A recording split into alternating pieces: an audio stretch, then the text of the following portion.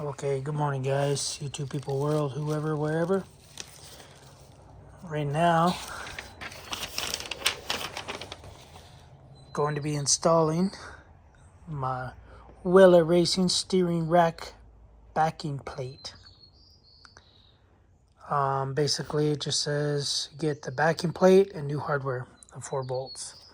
So if I were you, if you're gonna have one of these or get one of these, run these bolts through first, or get a tap these holes. See the black stuff on them. When they ran it through powder coat, I guess they just didn't chase the threads afterwards. So anyway, they were pretty tight. So anyway, yeah, this brace will be a different video because with that hardware.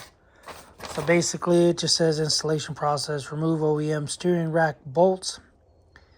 Step 2, remove OEM rear weld nuts and file surface flush of any burrs left from the weld nuts.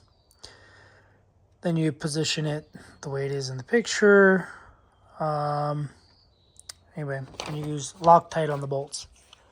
So, reason why I'm doing this is I don't have a video of it anymore, but when I would turn the wheel while I was parked, the whole steering rack would rock up and down. So anyway, as you can see, I believe they're 12mm bolts. Right there is 4 of them. So one on top, one on bottom, one on top, one on bottom. So I'm gonna zip those out real quick. Find the nuts on mine. I'll probably have to use some vice grips. They are already broken loose. Had the kid help me tighten them all down and everything, and decided to go with this brace because it's fairly inexpensive. I think I paid like $38 for this, and then $50-something for that bracket right there, but that'll be a different video. One thing I also did is, you can see I got some tools, some pipe expander tools out. Got the stock header pipe off. I had to expand a piece of pipe. So anyway, let's check it out.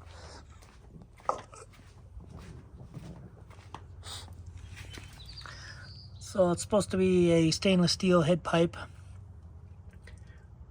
with a 90 degree 2-inch elbow.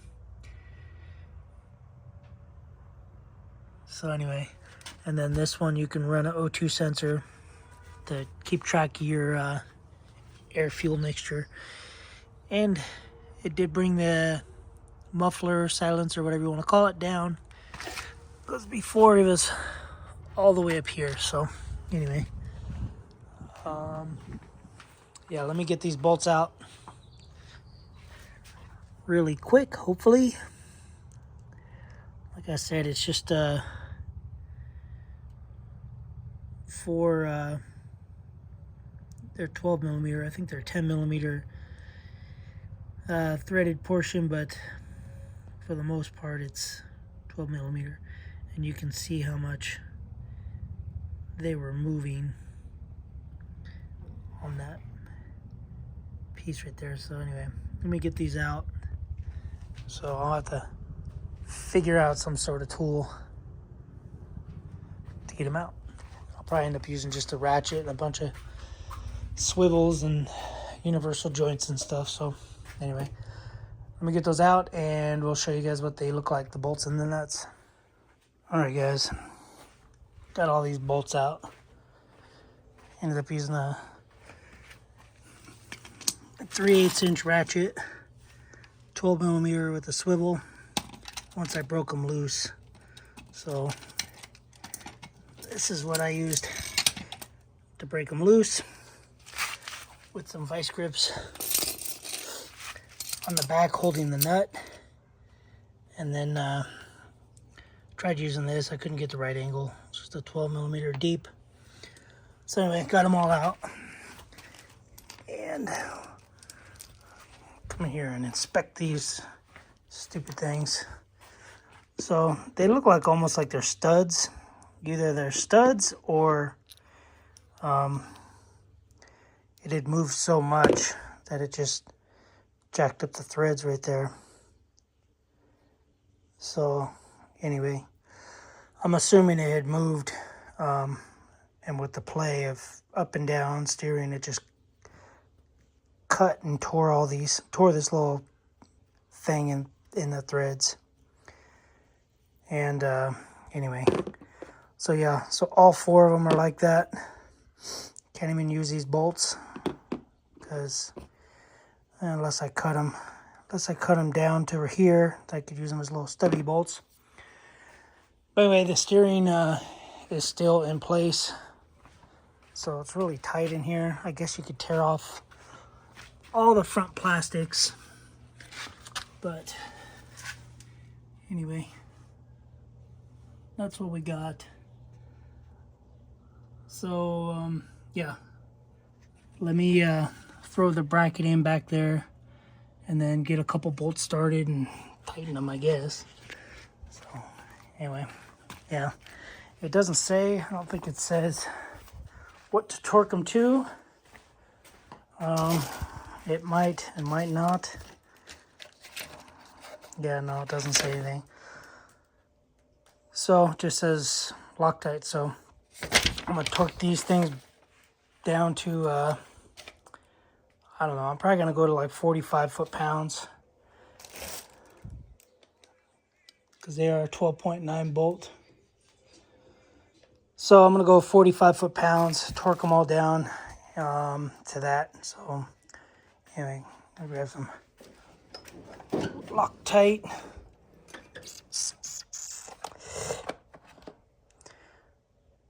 It's medium Permanente, if there's anything in here. If not, I got another tube. All right, guys, let me throw this in and we'll go from there. One thing I do recommend is turning the wheel all the way so that you can get in there. So, but yeah, I'll show you guys once it's all buttoned up. And I'll check for play because I still felt a little play in the steering when I yanked on it hard. We'll check that out. All right, guys, it's kind of a pain in the butt to do, but it's all done. Definitely gonna need a ball socket hex Allen 8mm, but it's all installed. I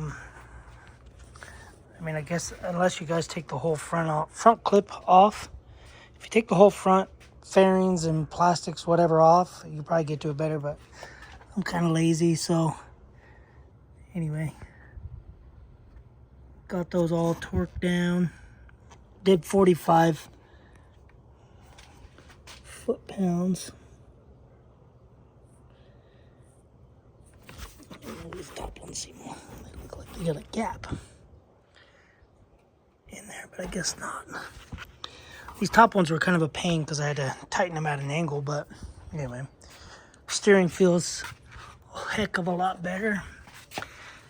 You are able to get just a regular straight hex on the bottom, down in there, on both sides.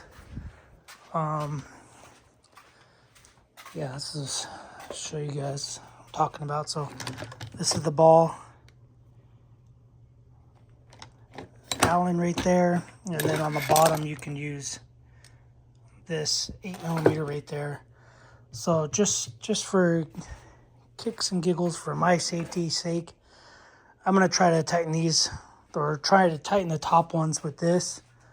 Just try to get as much leverage as I can. I'm pretty sure they're good, but this ball Allen, whatever you want to call it, that one was kind of at a weird angle, so I don't know if it could have been binding, which got the torque, or if it actually tightened. So anyways, guys, I'm gonna go inside, eat some lunch, and yeah, go from there. I'm just gonna check them with a regular Allen. See if I can even get it in there.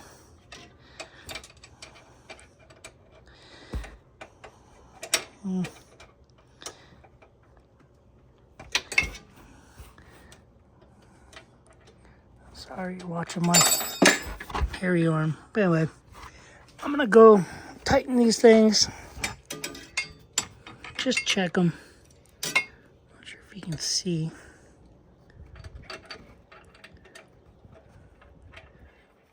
But yeah, if you have any play, oh yeah, they're tight. Okay, that one's tight anyway. This one, just can't go behind that. I'm sure it's tight. I can't move it by hand, so anyway. If you're not going to do this kit, at least attempt to tighten yours. Make sure there's no slack or anything, because you could see by these bolts, you can see it was just, you know, in and out, up and down, in and out, basically wallowed out the threads, probably wallowed out the hole too.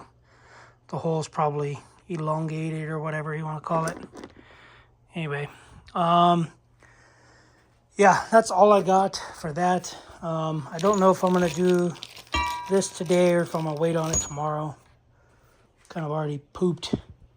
Yeah, going to my DOT physical yesterday kind of stressed me out. I get a little stressed out when I go to those things. But anyway, I might just do some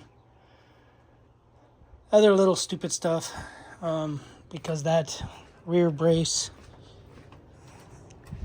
you have to disconnect, drop this pan, this shield or whatever, and then you basically cut a groove in there, cut a groove on the other side, and then slap it in there.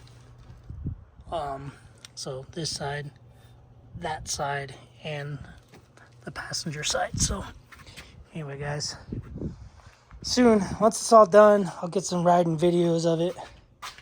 But for right now, I'm gonna go eat. All right, thanks for watching, guys. Subscribe, comment, do what you guys do. Let me know if you're enjoying any of this. I know you guys would rather see me driving it, but I'm just going over it with as good as I can to make sure, you know, I don't crash and die. Because like the steering stuff, these bolts could have broken, could have sheared off, and boom, lost steering. You know, doing 70, 80 miles an hour in this thing through the desert, and you just flip over. So I just want to make sure it's as safe as it can be with seats, harnesses, roll cage, the bearings, you know, the bushings all greased. So I'm just trying to go over it as good as I can and upgrade it with better than OEM stuff. So anyway, guys, see you in the next video. Later.